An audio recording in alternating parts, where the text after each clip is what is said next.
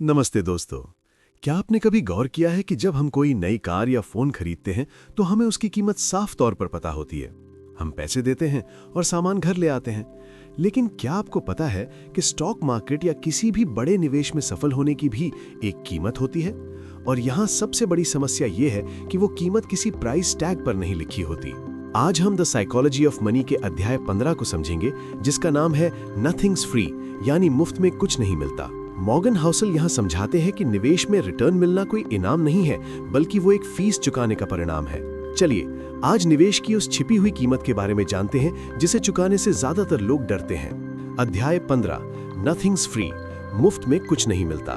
तो आइए चलते हैं भाग 1 पर, निवेश की फीस बनाम जुर्माना।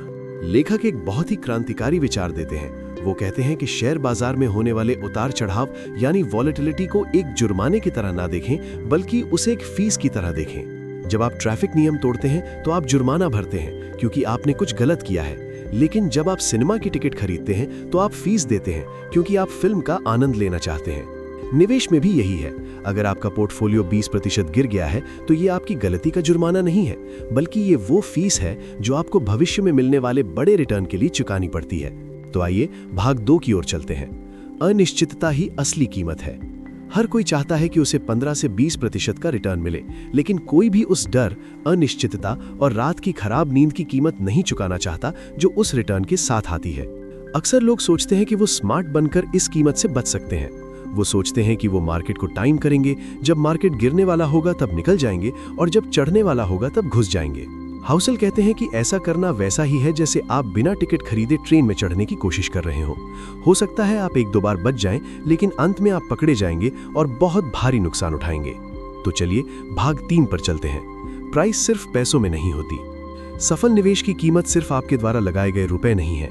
इसकी असली कीमत है वॉलेटिलिटी यानी अस्थिरता, बाजार का ऊपर नीचे होना, फेयर यानी डर, अपनी जमा पूंजी को कम होते देखने का साहस, डाउट यानी संदेह, जब सब कह रहे हो कि बाजार डूब रहा है तब भी अपने फैसले पर टिके रहना, रिग्रेट यानी पछतावा, ये सोचना कि काश मैंने पहले बेच दिया होता।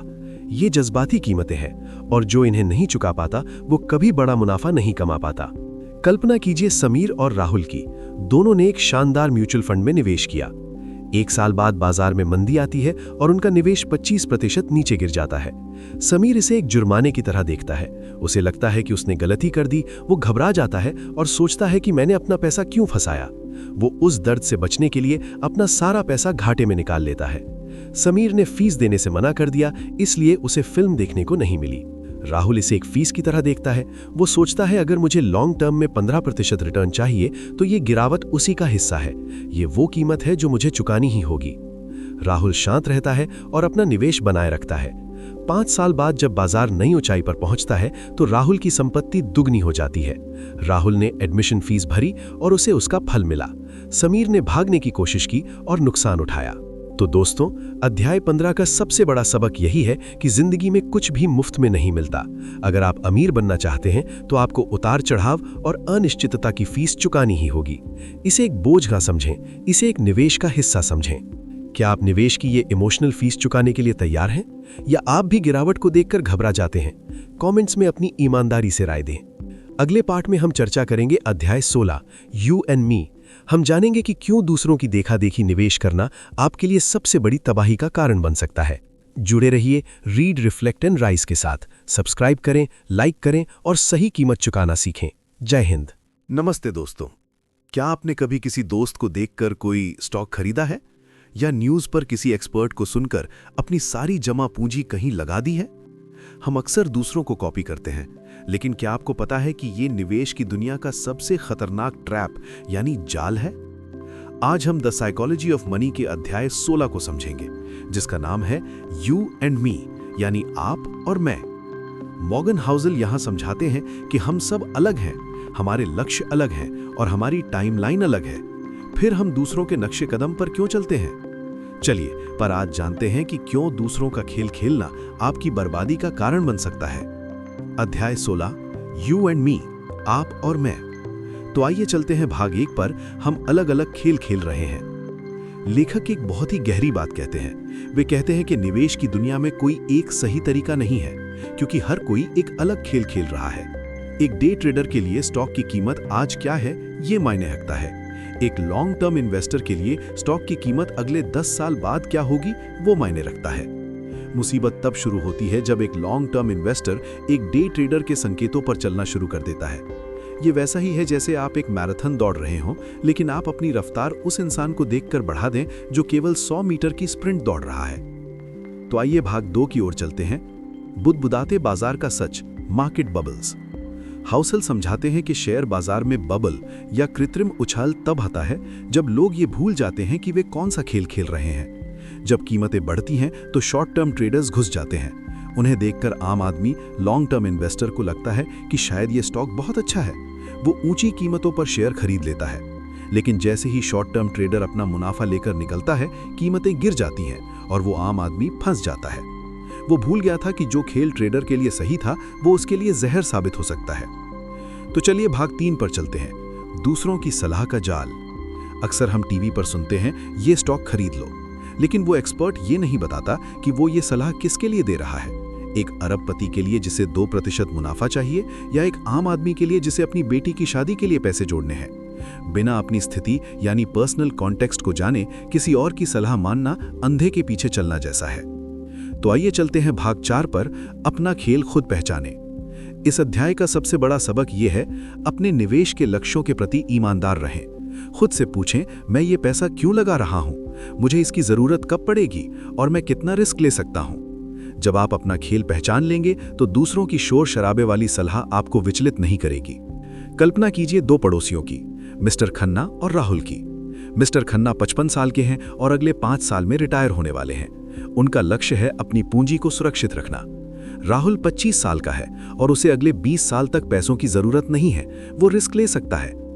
एक दिन राहुल एक बहुत ही रिस्की पेनी स्टॉक खरीदता है और उसे 2 दिन में 20% का मुनाफा होता है। वो मिस्टर खन्ना को बताता है। मिस्टर खन्ना सोचते हैं, राहुल कितना स्मार्ट है, मुझे भी यही करना चाहिए। वे अपनी रिटायरमेंट की एक बड़ी रकम उस रिस्की स्टॉक में लगा देते हैं। अगले हफ्ते वो स्टॉक 50% गिर जाता है। राहुल को फर्क नहीं पड़ता क्योंकि उसके पास समय है, वो रिकवरी का इंतजार कर सकता है। लेकिन मिस्टर खन्ना की रातों की नींद उड़ जाती है क्योंकि उनके पास समय नहीं है। मिस्टर खन्ना की गलती क्या थी? उन्होंने राहुल का खेल खेलने की कोशिश की, जबकि उनकी उम्र और जरूरतें बिल्कुल अलग थीं। तो दोस्तों, अध्याय 16 का सबसे बड़ा संदेश यही है, अपना खेल पहचानें और दूसरों के संकेतों को नजरअंदाज करना सीखें। जो आपके दोस्त के लिए सही है, जरूरी नहीं कि वो आपके लिए भी सही हो। क्या आपने कभी किसी और को देखकर निवेश किया है और बाद में पछताए हैं?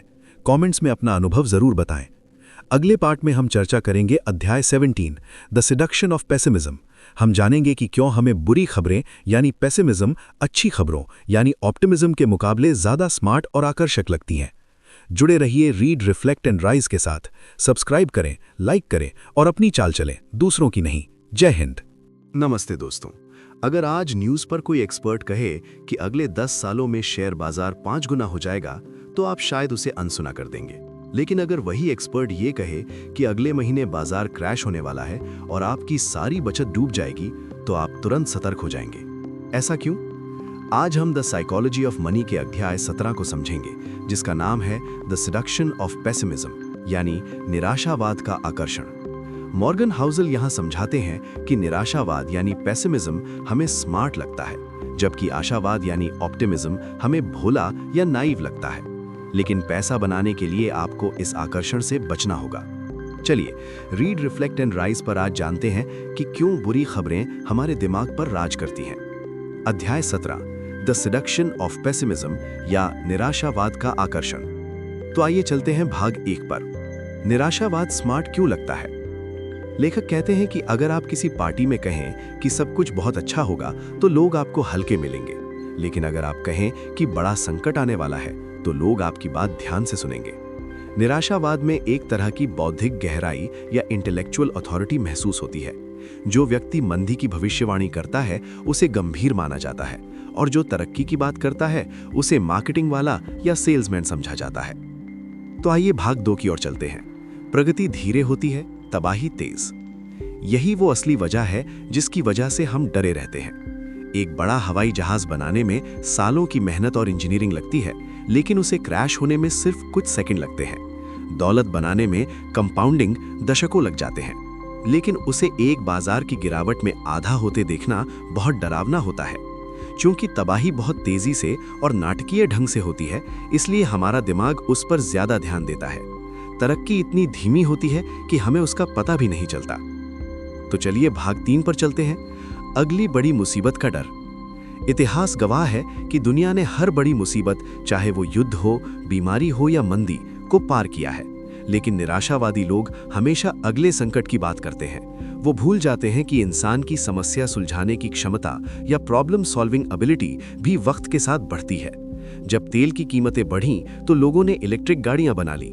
जब कोई बीमारी आई तो वैज्ञानिकों ने वैक्सीन तैयार कर ली। आशावाद ये नहीं है कि सब कुछ सही होगा, बल्कि आशावाद ये मानना है कि मुसीबतें आएंगी लेकिन हम रास्ता निकाल लेंगे। आइए चलते हैं भाग 1 पर, पैसे की दुनिया में इसका असर। जो लोग हमेशा निराशावादी रहते हैं वे अक्सर निवेश करने से डरते हैं। वे हमेशा सही समय या मार्केट गिरने का इंतजार करते रहते हैं और इस चक्कर में वे कंपाउंडिंग की सब